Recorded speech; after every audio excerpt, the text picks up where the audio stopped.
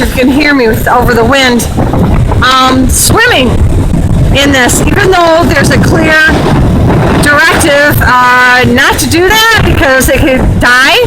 They're going out in it anyways. You can see them out there in the water.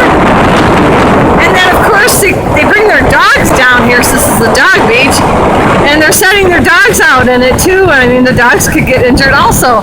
So you really got to wonder about people's lapse of judgment, because they don't seem to have any when it comes to something like this.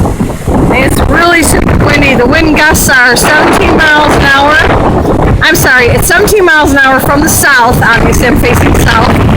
And with 31 mile an hour gusts. So it's really windy. I'm standing up here on my overlook post, and I'm just like getting blown away practically. I guess it's a good thing I'm a big girl, because the wind can't catch me up and throw me into the water, right? Anyways,